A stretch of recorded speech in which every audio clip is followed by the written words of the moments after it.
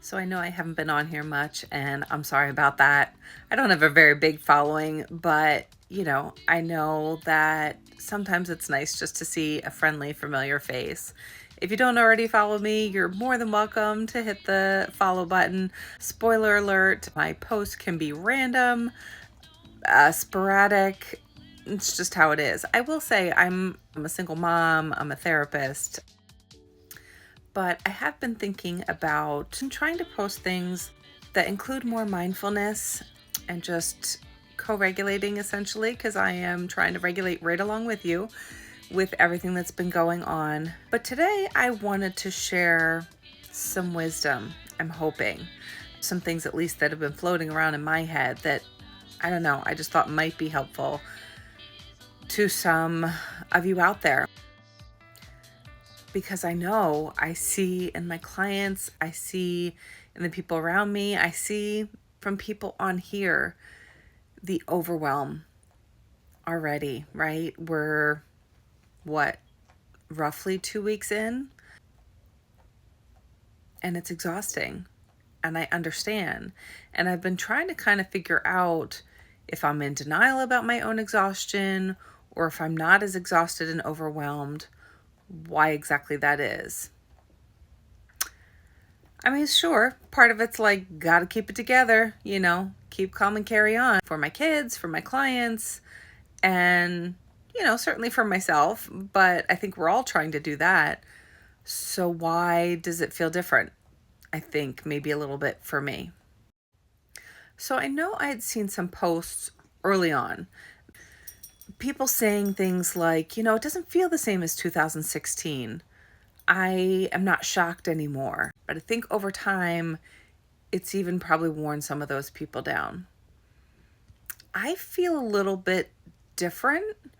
I'm for sure outraged, angry, but I don't think that I feel the same sense of overwhelm. And I wanted to share why and maybe how it might be helpful to you, hopefully. As I always say to my clients, try it on for yourself, let it knock around in your head a little bit. If it doesn't resonate or work for you, keep moving. Totally understand. My words or my post might not be for everyone. That's okay. So here's the thing. I survived, and I truly do mean survived. My kids and I both survived going through over 7 years in a very abusive family court system. And what do I mean by that? I mean a system that does not care. Yeah, it was brutal. And I was continuing to be a protective parent in family court. But that is one of the worst positions you can be in. You can go back through old posts and you can get a gist for what was going on. It was horrific, horrific.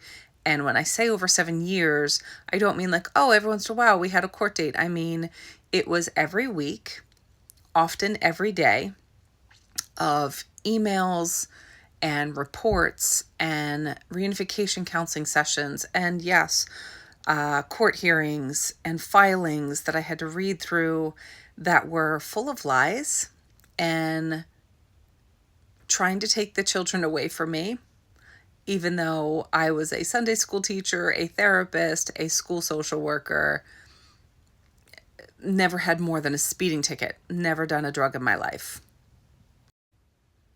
Now, I'm not going to sit here and tell you that I came through unscathed. No, it was horribly, horribly traumatizing.